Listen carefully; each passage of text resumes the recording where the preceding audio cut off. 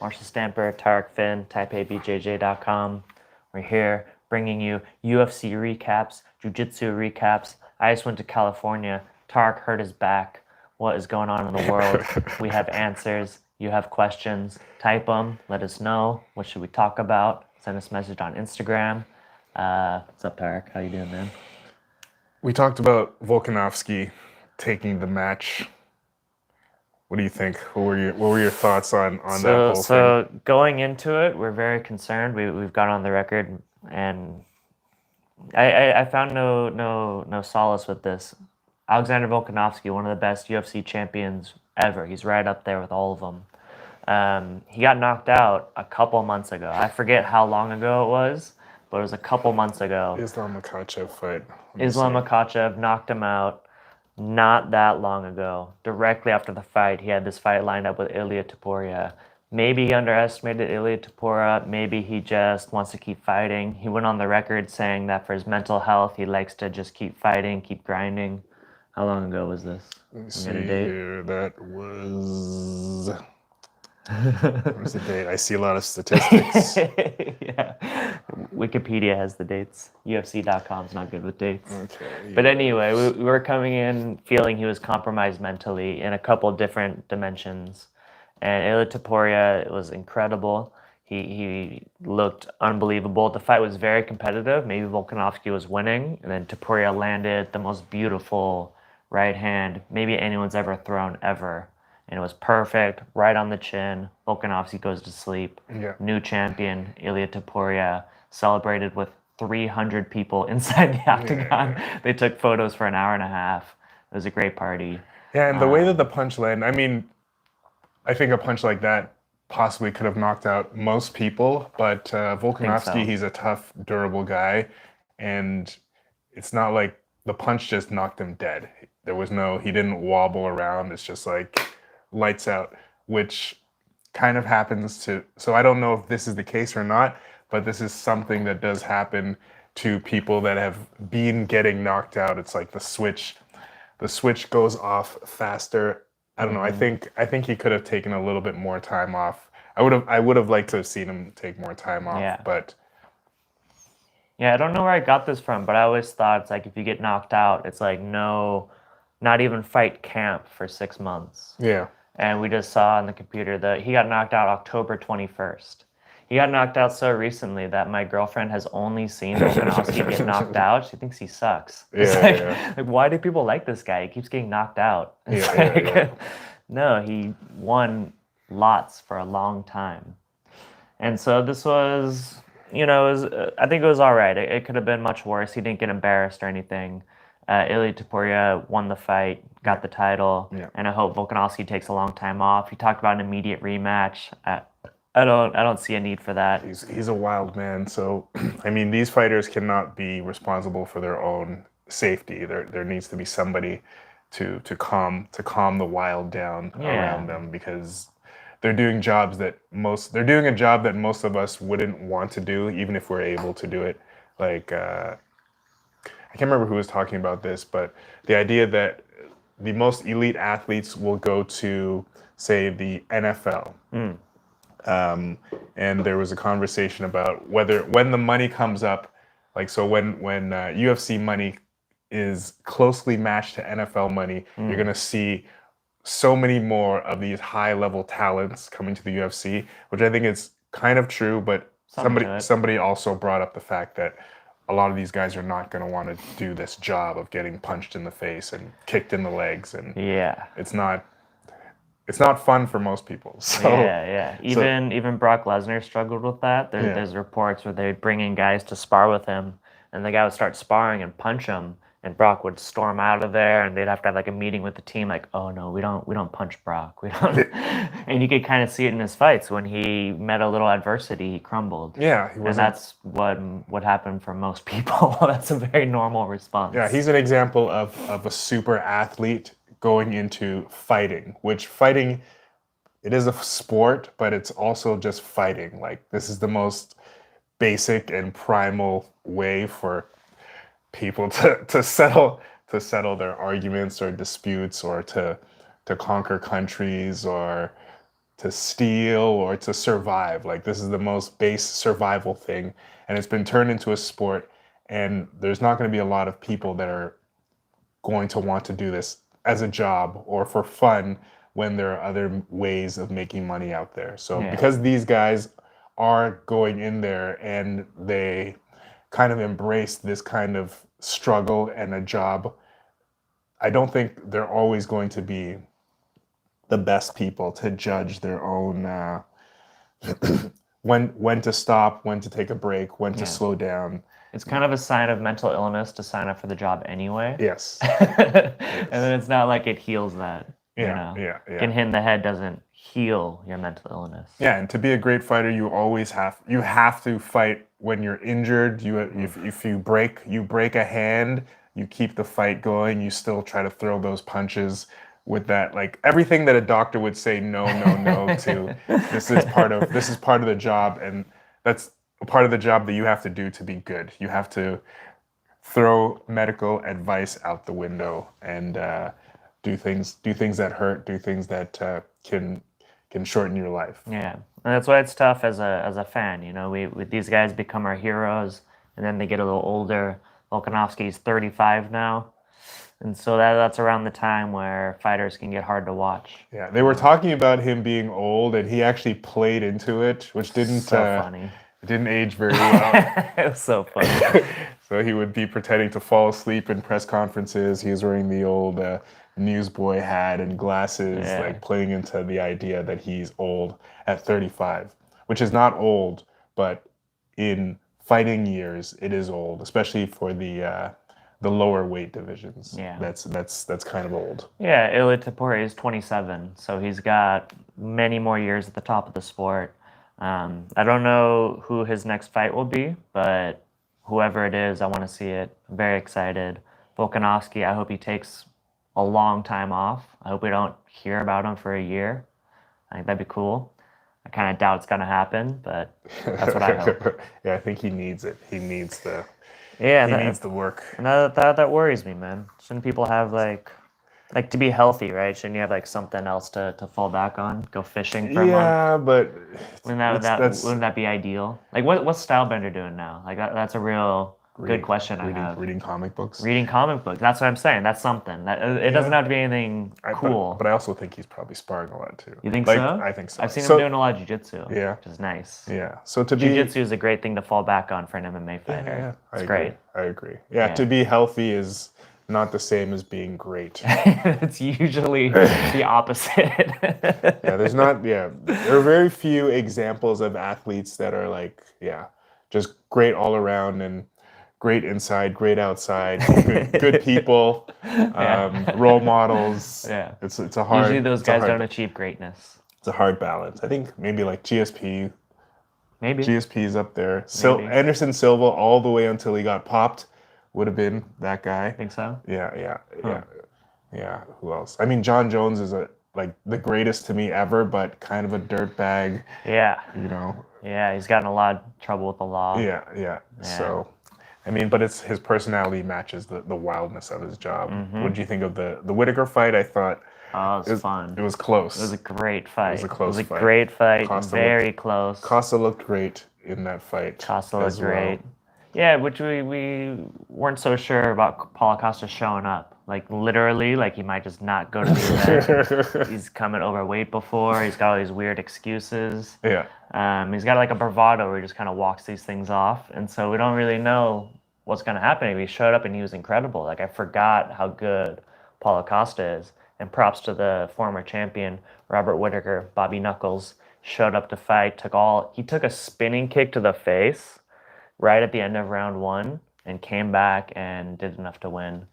So Robert Whittaker, he's always been in the title picture. He's right there. He got knocked out by Dricus du Plessis last time, and so now Dricus is the champion. So maybe Robert Whittaker gets that shot. That would be a nice have a nice fight Khamzat. That's a good fight too. Sean Strickland. There's a lot of good fights, man. Yeah. I like Sean Strickland as the champ. He's kind of a controversial figure. He's an interesting guy to watch. So interesting. We also had Cejudo versus Merab Dvalishvili. do you say his name? Henry Cejudo versus Merab Dvalishvili. Call him Merab. He's fantastic. Henry, who retired a few years back. So this is why we're very doubtful of... Retired as double champion. Yeah, as retirees. He lost... His last fight was against Aljamain Sterling. He lost the decision. Close decision. Fight. Really good fight. And he also lost a decision against Merab. Pretty good fight. I think the victory was kind of clear in this. Merab picked up Henry Cejudo, had him over his head, walked him, it was yelling, and then slammed him down. This is an Olympic gold medalist getting slammed. Yes. Like, for fun. Like, it was crazy.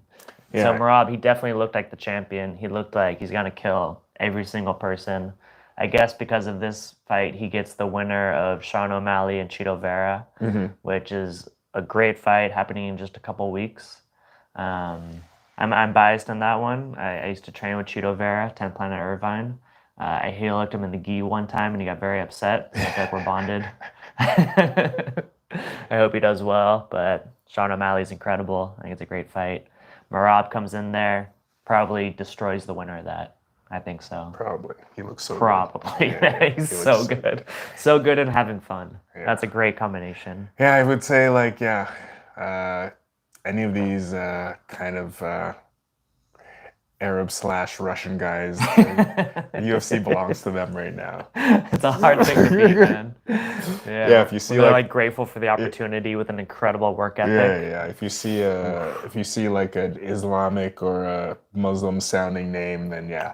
And especially if they're Muslim and they're from Russia, then it's a tough combination. Put all your money on that guy. Yeah. Any relation to? So we're gonna jump kind of to the prelims. Vera, what was his name? Any relation to Marlon Chito Vera? Oh, that's a good question because they're both Ecuadorian. Let's see. So there's a great match, Carlos Vera versus Rinya Nakamura. One of the best fights I've seen in a long time. Yeah, Rinya Nakamura is a Japanese. I think he has sounds like he has a very strong wrestling base. And versus Carlos Vera, which is like a pure leg lock grappler. Yeah, 50-50 martial arts academy. Ryan Hall is his coach. Ryan Hall got famous in the UFC for Imanari rolling. He got BJ Penn with it.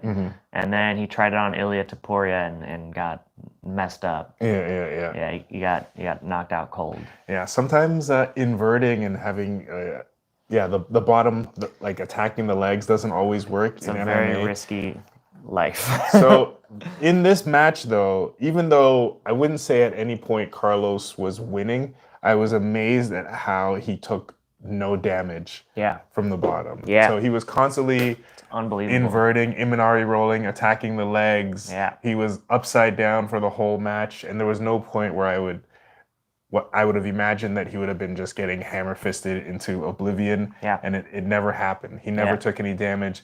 I think it's because he was keeping Rinya off balance enough that he could never like sit up and start.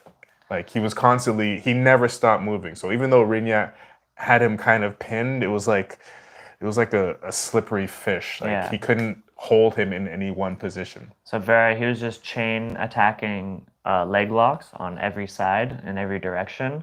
And this is kind of what I mean when I tell people like Tai Chi of Jiu-Jitsu. Tai Chi is you make a connection and keep the guy off balanced at all times. And this was an incredible display of that because the top guy, Nakamura, a great fighter in his own right, was trying to surf Carlos Vera the entire time, as opposed to planting his feet, planting his weight, and smashing, which it looked like he was about to do the entire time. He couldn't quite get the stability and had to keep flowing with Carlos Vera. And so in the end, Nakamura got the decision because he was on top the whole time and landed some good shots. Yeah, props to Nakamura, though, because he did float on him the whole time. And he never, it's incredible. It's like he almost never got swept. There might have been a few moments, but he just got right back up. But with all the movement going on underneath him, showing excellent balance. he had talked about wanting the finish before, and the finish was just not there. Yeah, he came out and apologized. He was so sad afterwards. I'm so sorry. Which is like, it's cute, but you don't have to apologize, man. You had a great fight. Yeah. And so this strategy of Carlos Vera, it's very exciting for us because we kind of play jiu-jitsu with a similar style. It's definitely not going to make him a UFC champion. You know, it's not a great winning strategy. Yeah. But we love to see it. We love these kind of niche fighters. Ryan Hall was a great one. I think he's kind of done. It's my guess. Yeah. Carlos Vera taking in the same tradition, coming from the same academy, doing. They're both older. I mean, Vera. Yeah. I think Vera is 37 at this fight. Ryan Hall. I think he had talked about not really like he already has his gym and whatnot. The UFC was kind of just a way of displaying something he wanted to try out. I don't think he ever was going for the belt. No. He's kind of like a pure jiu-jitsu guy that's coming in to show the tradition of Royce Gracie of what like a pure grappler can do in the match, which is amazing to see because the best thing is to be able to be good at everything as possible. But yes, because we are so biased, because we are type A BJJ, whenever somebody just goes in and just BJJ's guys, then it's incredible. It's incredible. And it's super, super rare. Yeah, it's very rare. Super rare. Most of jiu-jitsu is not compatible with MMA these days. Yeah, and very few guys are this specialized. Yeah. Nakamura is possibly a future champ. He looked really good. He's I think he's been on a streak. He's 9-0. He's still undefeated. Yeah. So, and that would be interesting to see. There hasn't been a Japanese champion in a long time. Oh yeah. It's been forever. Yeah. It's been forever. That's weird. Yeah, it's been forever. I can't think of the last one. Yeah, it's been a Has long, there ever long been time. one? In the UFC, I don't think so. Weird. I don't think there's ever been a Japanese champion. Lyoto Machida, half Japanese, counts as Brazilian. Let's see. Shogun has a Japanese name. Brazilian. UFC champion. Japanese UFC champions. Let's see. I don't think there's any.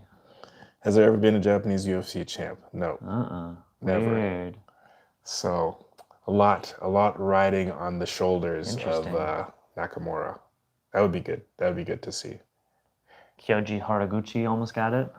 Challenged a couple of times. I mean, Yushin Okami was coming close. He was up there. Yeah, I think he fought for the title.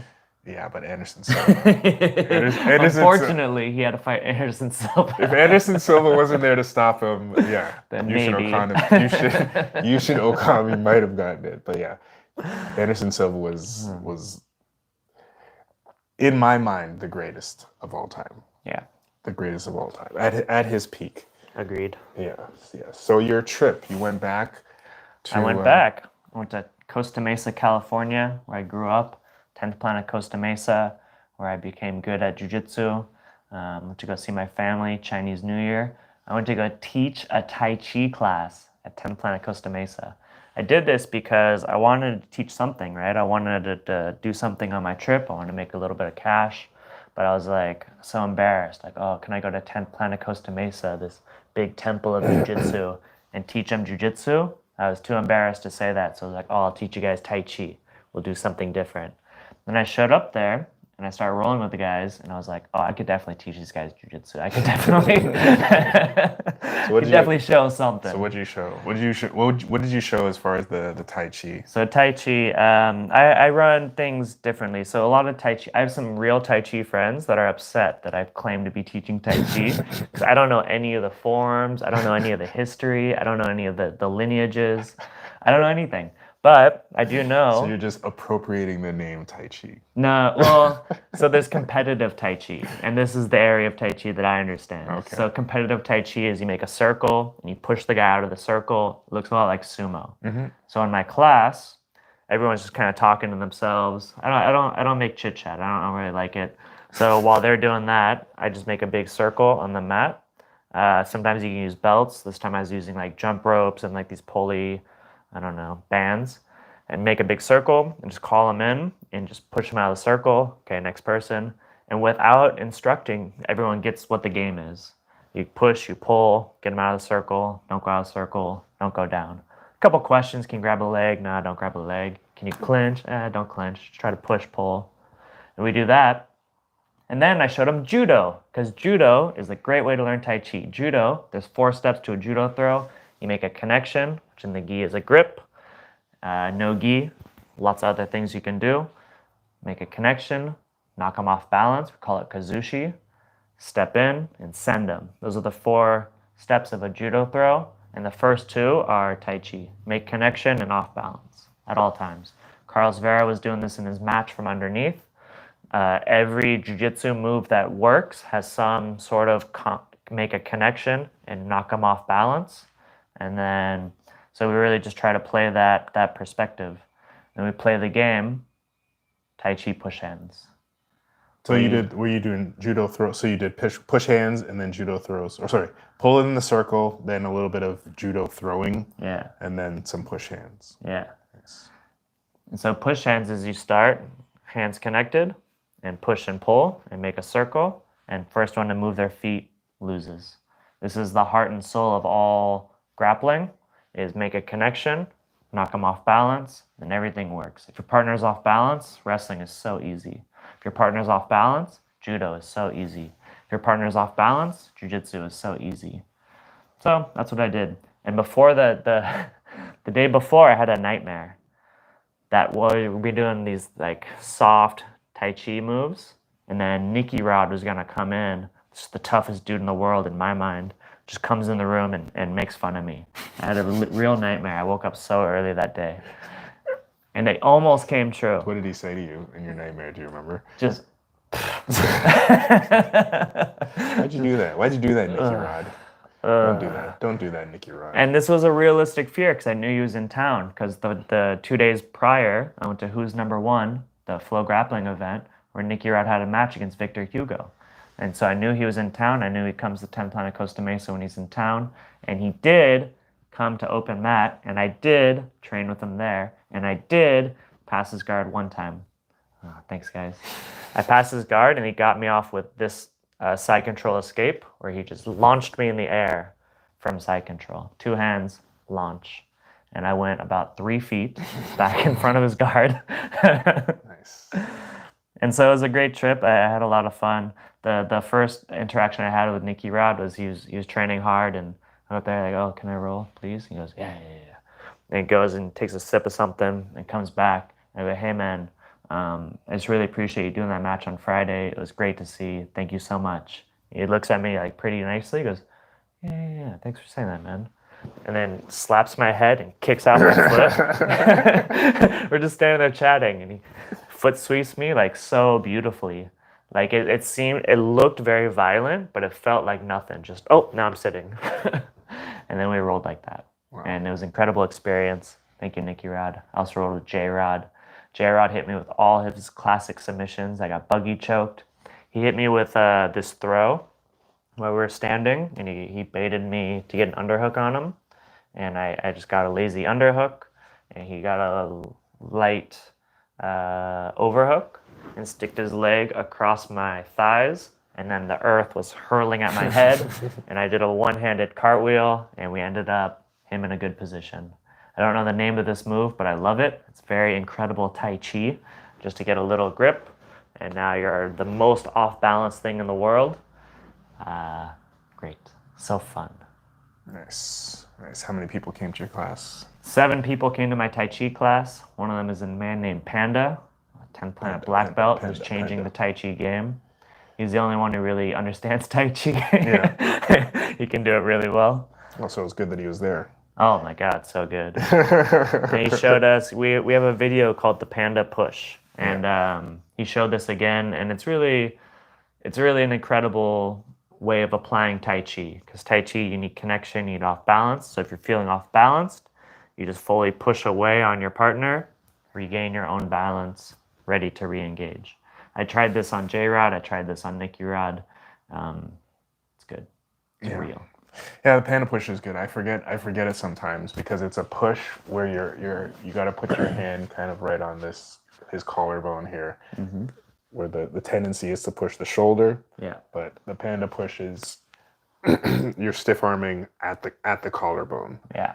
Yeah, it's great. It's perfect because you're just pushing on center mass, and he can't just roll his shoulders off like he can when your hand is just 2 inches this way. Exactly. And so this small difference, that's what we're getting at when we're practicing Tai Chi. It's super different, pushing a guy here, then here, then here. Those are all wildly different experiences. And talking about it, I don't know why. I can't explain it to you. I can't run the physics. But anybody can feel it. Yeah. You know, especially if you've been doing jiu-jitsu a while, you know when you're applying your pressure, you know when you've hit a brick wall. And so we're just finding these little situations where a little bit of effort, a little bit of misdirection can wildly change the pressure. And a good example was Carlos Vera versus Nakamura at the UFC this weekend. Just keeping him off balance. Yeah, it's so weird that everything you need to learn, you will learn as a white belt. You can learn all of jiu-jitsu as a white belt. You can learn all of it. You could learn and be exposed to the moves in just a few months, and you can know all of jiu-jitsu. And then from that, it's just kind of fine-tuning and getting a feel for what works or what does not work, or where to put your foot. Like years later, I'm now still discovering things about half guard, which is like the most basic position, just like foot positioning. Like, oh, if I just put my foot here instead of here, then it changes everything. So my junior high students, I had them roll for the first time yesterday, and I could see one of the boys, he had not like tears in his eyes, but like his face was red, and I could tell like by the end of it, he was just like really emotional. And I asked him, I said, did you like it? And he's like, yeah. And I had to tell them, like, you know, you see movies and, you know, where you just go here and here and he goes here. And I said, it's not like that. Yeah. You're trying to do something. He's trying to do something. And when you guys butt heads, it's going to be difficult. And so the techniques work, but sometimes a lot of times they're not going to work. A lot of times you're going to have to use your strength. A lot of times there's going to be like some struggle where you're in a bad situation and it's very uncomfortable and it's hard to breathe and you're tired. And this is like the reality. So it's not one thing that I like about jiu-jitsu, and just the way that I think the reason why I think we love sparring in jiu-jitsu is that even though clearly it's not a real fight, we're not punching each other or anything like that, but what I'm trying to do to Marshall, he's really trying hard to not let me do it to him. And vice versa. When he's trying to do something to me, I'm trying really hard to not let it happen. And the only rules are I cannot scratch him, I cannot bite him, I cannot hit him. But with pushing and pulling and grabbing, I'm trying as hard as I can. So this is the true thing that I love about jiu-jitsu.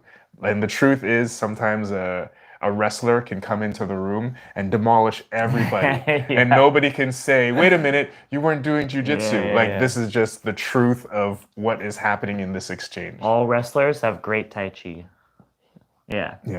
They blow right through it. Yes. It's all the balancing, finding the... Make a connection, off balance them, send them. And finding the proper points of connection. Because, if I'm grabbing your wrist, but your hand is under my armpit, you probably have a better point of connection, and you're closer to my center mass, and all these things that apply across all grappling. Why I love jiu-jitsu is that you could do any of it, and nobody could say anything to you. Nobody could say, no, you can't do that. That's wrestling. That's not jiu-jitsu.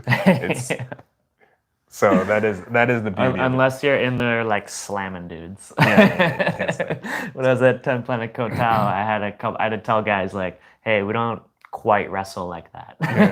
They're just picking up dudes they just met. Like we don't slam. But in competition, that's as long as you're not slamming. But there is I've been thrown where it's like I wasn't slammed, but I did fall from high up into the ground too. So I mean, sounds like a slam. But sometimes that's okay. Sometimes that's allowed. Yeah, So it's important to know the rules. Yeah, it's okay. It's okay sometimes. But yeah, that's what I love about it. And that's one thing that I get from seeing kids doing it for the first time. It's like, okay, yeah, I see the emotion that they're wearing, and like they've never been in a situation where I'm just being like dominated and nobody's coming to save me. And the teacher is standing on top of you and I'm saying, just push him, just turn. And yeah, so I just love seeing that. I love seeing that happen. We got another UFC coming up. Moreno versus Royval. You said this weekend, the man. Underground. Super UFC. low key because there's so much attention on last weekend's Volkanovski fight. UFC 299 is what, 3 weeks away? Huge match. UFC 300 has gotten a lot of attention, but this weekend, UFC Mexico, maybe it has a different name. UFC Fight Night. Moreno versus Royval 2. Yeah, so UFC Mexico. Brandon Moreno, former champion, one of the most exciting guys in the world. But what the fight that I'm most excited for is the co-main event. They're doing 5 rounds just because they want to. Yair Rodriguez versus Brian Ortega. Both of these guys had great fights with Volkanovski. Brian Ortega. Is Ortega Mexican? Mexican American. Yeah. California Mexican. Okay. And so Brian Ortega, I think he strangled Volkanovski, like technically. Like he got him in such close submissions. I think 2 of them. Mm-hmm. And Volkanovski amazingly escaped, survived, and won. But Brian Ortega was that close to strangling one of the greatest champions ever. Yeah, he's another one of those jiu-jitsu guys that a jiu-jitsu guy can get behind because he applies it really well. Yeah.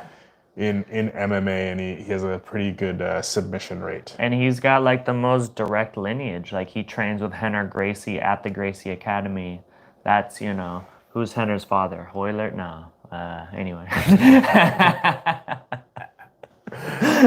It's hard to say. But Henner's father, Henner's grandfather is Elio Gracie, right? And so I believe his father is Horian. So. Let's see. Horian, yes, you're right. So it's the guy who started the UFC. And so Brian Ortega's coming with that direct lineage. He's got those Gracie combative instincts. His nickname is T-City for his triangles. And he's got a great match with Yair Rodriguez. Yair Rodriguez is like a Taekwondo guy. But he did finish that triangle. We did a video on him. Who did he finish by triangle? Yair Rodriguez? Yes, we did. We made a video of him finishing the triangle. Mm-hmm. He gets knocked out, almost knocked out, and while he is fuzzy, he submits somebody with a triangle. Mm-hmm. And the quote is, "I don't remember. I just remember tightening the triangle." Like he's on his back and he wakes up like this, like, "Oh, what's going on?" That means he's trained it a lot. Yeah. So this is a great match. Yair Rodriguez is going to be throwing kicks. Brian Ortega, we haven't seen him in a while. We don't know if he has new tricks. Maybe he's throwing hands these days. I don't know. Great jiu-jitsu on both sides. Jiu-jitsu advantage to Brian Ortega. Striking advantage to Yair Rodriguez. Great match. And I haven't seen a lot of hype about it, but I'm here to spread the good words. There's another match that I really want to see. Royal Rosas Jr. Yeah. He was kind of the youngest UFC fighter ever, and he was on a tear until his last fight, where he fought kind of a more experienced guy, and he gassed out. Yeah. I can't remember what the... Raul Rosas Jr., he comes out full force. He's a 10th Planet Las Vegas guy, and so he's got great wrestling, great jiu-jitsu, and a lot of spirit. But in that match that he lost... Christian Rodriguez. Lost to Christian Rodriguez. DC called it quick. He's like, you can't be on the gas this much the whole fight. You just can't do it. You can do it. So as he's coming up, it was working. But you hit real competition. Yeah, it gets much harder. Once you get onto the UFC main card, it's different. Like even can't remember who was saying it's harder to. It's easier to get from being a nobody into the UFC prelims than it is to go from the prelims to the main card. Like prelims to the main card is difficult in that you have to fight probably one or more highly ranked fighters. Yeah. So as a regular guy, Marshall could probably go and beat up that guy over there. But once we go to the UFC, it's gonna be a little bit. It's gonna be hard. Tough. Yeah. It's gonna be too hard for me, guys. Yeah, so I'm really excited to see how the young buck deals with it. There was another match. I'm trying to find it. The one where the young Tafa. This was last weekend. Yeah, took up for his little brother or his older brother. Yeah. So, how do we say? Justin Tafa was scheduled for a fight against a tough Brazilian man, and I don't know what happened. I don't know why he dropped out, but he dropped out of the fight. And on 1 day's notice, his brother, Junior Tafa, stepped in on his behalf. And, like, looking happy and, like, stoked to be there. Where is it? Let's see. Yes, and it was so fun. I can't find it. It was on the prelims. Prelims. Yeah, preliminary card. Yeah, this one. Okay. Marcos Egerio de Lima went out there and just leg kicked Junior Tafa as Junior Tafa laughed and smiled. Leg kick knockout, basically. Yeah, Like he TKO. kept doing that calf kick, and he had to lay down. He couldn't get back up. Junior Tafa, he took one kick and he just sat down, and Rodrigo de Lima just came, started hitting him, and he had nothing. He couldn't get back up. It was just too much leg kicking trauma. But taking the fight on 1 day's notice, instant legend status, the way he did it with a smile and a laugh, and it looked game. You know, he looked in good shape. He didn't gas or anything. Would you do that for your brother? Take a UFC match. My brother teaches theater to kids in Oregon, so on 1 day's notice would I run a play? Is that the question? I don't understand the question. The question is, would you teach theater on 1 day's notice? Yeah, sure. Yeah, if I was in town. I was already there. We need to fly you in and teach this class. Yeah, so I think that's the only way this one worked. They're from New Zealand or Australia, so it's like, both their regular they're job. already there, already training. Already they wear the same shorts. It's got their name on it. Yeah, they both do the same thing. Yeah, the same weight class. You both teach, so it's not like my brother. He's a music producer. Could I step in and we got an artist in the studio? Like, I'm sick. Nas is in the studio. Come in here today and make a beat for him. Well, I think a more realistic example would be I have a match coming up in a couple of weeks at the Bears Den, Kodiak Cup.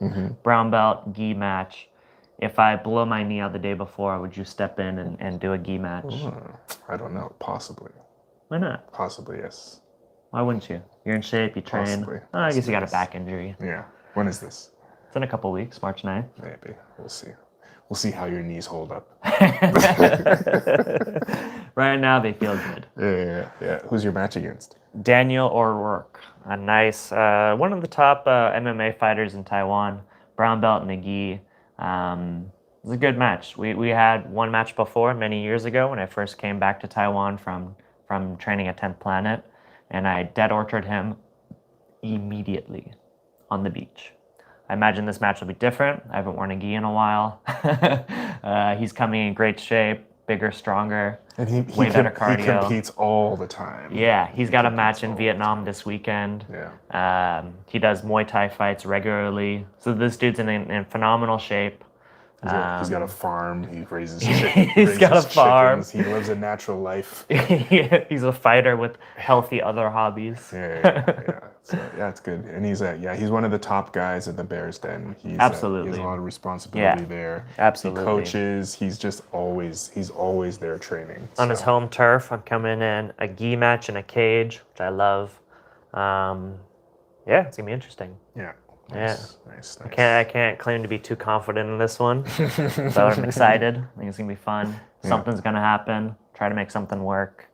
I don't know, like my gi strategy is kind of outdated. Like I had a good one when I was a white belt and blue belt. I had a good gi strategy, daily Hiva hooks and things. The game's changed and I haven't kept up. So. Yeah, a lot of lasso guard. Lasso guard is killing it. If he lasso guards me, I don't have a good step on his arm. Can I do that? I don't know. No, Will has shown me some good. Because when I went back to Taiwan BJJ last year for the first time, and I was just getting lasso guarded by everyone, and I'm just like, what? I don't I don't know what to do here. And yeah, Will Munger has a few answers for lasso guard. Can you just Kimura them? He Dive on a Kimura? Yeah, he kind of dives on the Kimura and he just kind of sits. He sits down he sits into the lasso, and that kind of puts him in an almost guard passing position. He's better at it than me, but I used it and it helped a lot, because at one point I was completely lost, and then I said, okay, it works on some people to kind of sit back. So Okay. it'll be interesting. We got to do some I just leveled up. gi training then. Do we? It's up to you, man. It's completely up to you. This is why I'm considered a semi-professional, not a professional. Professionals would maybe not accept the match without proper training. I don't know. I think it's okay. That's cool. Go step in and have fun. Junior Tafa style. Yeah, I think that's good. The Ian Gary won his match. Ian Gary, the most hated man in the UFC. I don't understand it. Still undefeated. Still undefeated, yeah. Yeah. I can't think of anything else. I wanted to talk about, maybe we could talk about this more in the coming weeks, but there's a big, this big class action lawsuit against the UFC. Oh, really? Which could be, it could change the game a little bit. Okay. The fighters, there's a class action, I think it's 1,200 plus fighters that are suing the UFC for being underpaid, having opportunities stolen from them because of their contracts, meaning that within their contracts, they're not allowed to go compete and make money anywhere else, even if the UFC is not letting them fight. I see. And then the idea that the UFC has a monopsony, which is they're the only and biggest employer, and they control the market. I think it was sometime late last year, there was an attempt by the UFC to get this case thrown out, but it is not going to be thrown out, and the trial is going to happen in April. I think they're scheduled for something like a 4-day trial. Okay. And I can't remember how many billions, if it's like 18 billion. Let me see. How much money? Yeah, this is definitely something I want to research. For, yes, UFC class action. Yeah. MMA contracts is a very controversial. 1.6 billion, over 1.6 billion that this class of fighters, 1,200 fighters, are seeking. So yeah, we could talk about it more in the future. Pretty interesting. Sure. I'm always team fighter, but also as a person who has been a manager and a boss of a business, I also understand that sometimes the employees imagine that that we're swimming in a pot of gold in the back room, and that there's infinite raises and there's infinite money that can go around. So just give every fighter $100 million. Why not? Yeah. So it's gonna be we'll talk about that in the future. You got your training coming up. Yeah, training. I got a match March 9th in Taichung, and trying to have a match March 30th in Taipei, no gi, Tap Out Island. I want to get some money on the line for this match because it's hard for me to find no gi opponents. But I think if we have a cash prize, we'll get someone interested. So working on sponsorships and things. Nice. Trying to be a little more professional. Nice. So news coming soon. Cool. Now I gotta go to the bathroom. We all done? All good. Thanks for listening, guys. BJJ. Tahric fan, Marshall Stamper. Thanks for listening.